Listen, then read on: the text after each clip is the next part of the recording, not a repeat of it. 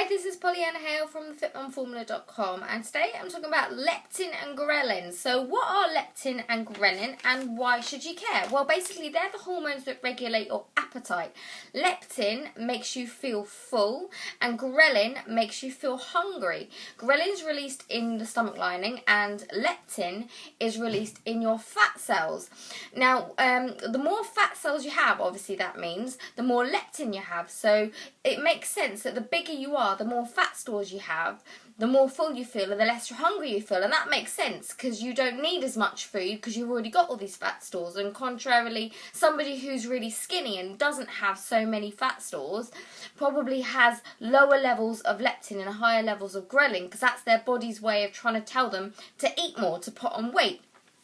But when you put on an excessive amount of fat, these messengers, and that's what hormones are, they are hormonal, they are messengers around the body, they get a little bit disrupted, and that's why when you get something called leptin resistance coming in. Now, somebody who's obese, chances are they may have leptin resistance, and what that is where the body can no longer hear these signals. So rather than them having more leptin because they've got more fat in their body and therefore they don't feel as hungry, there is more leptin, but their body just can't hear the signals, and so they don't feel full. They've got very large appetite and they're always hungry. Now, there's other things that affect leptin and ghrelin levels as well. If you're underslept, you're more likely to have higher ghrelin, lower leptin. So you're going to be tired. And again, that's your body's way of saying you're really tired, eat to have some energy. So if you're underslept, you're going to feel more hungry. Some things that can really help balance this out are, well, going back to that sleep.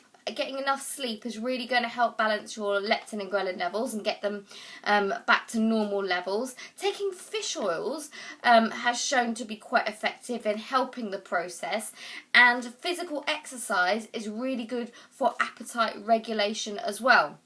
Now, the thing to note when you're trying to lose weight, or in fact gain weight as well, is that your body always tries to maintain this homeostasis. It doesn't like big changes. So that's why, even if you do have weight to lose, when you start dieting, especially if you're cutting calories too low and eating too little, which is why it's important not to do that, your body will fight against that. It'll go, whoa, no, I don't like all these drastic changes. So it's going to ramp up your appetite in response to you eating a lot less as you lose weight.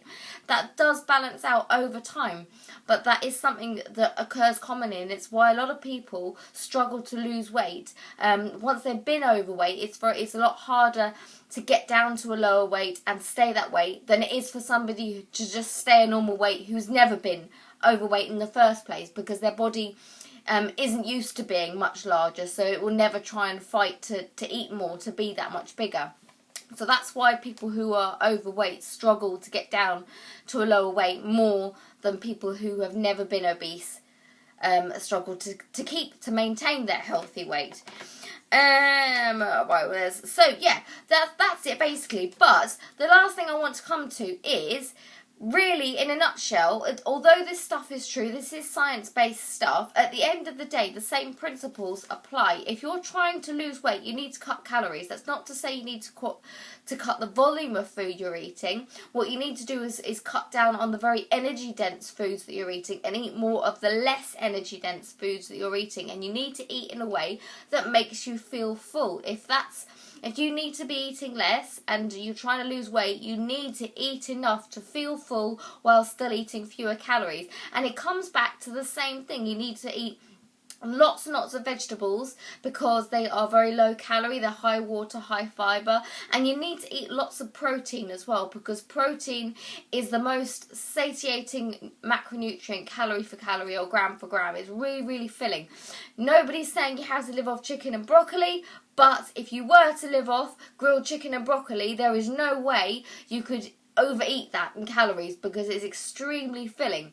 So basically, having your meals based around these non-starchy carbohydrates, lots and lots of vegetables and proteins is a great starting point for making sure that you're in a calorie deficit but you're not going hungry and you're staying full. Now, there are a few other hormones in the gut that are related to hunger, and they are mostly stimulated by the stretching of the gut and the stomach. So again, that's another argument for eating more food but lower calorie foods, and making sure you drink a lot as well, so that to fill you up, and eating high fiber foods, they fill you up as well.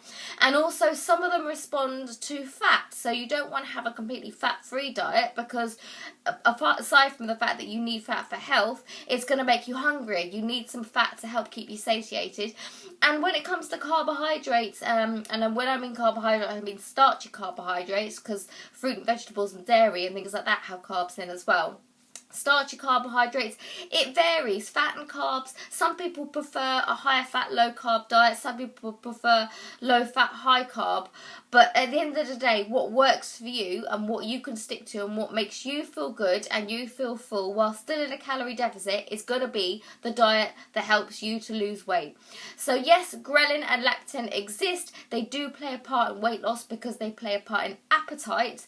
But at the end of the day, if you can keep yourself full, it doesn't matter what your hormones are doing. If you feel full and you're in a calorie deficit and you're feeling energized, you're feeling good, then it's working. All's good. Okay, I hope that's helpful. If you've got any questions, shoot me a line, polly@thefitmumformula.com.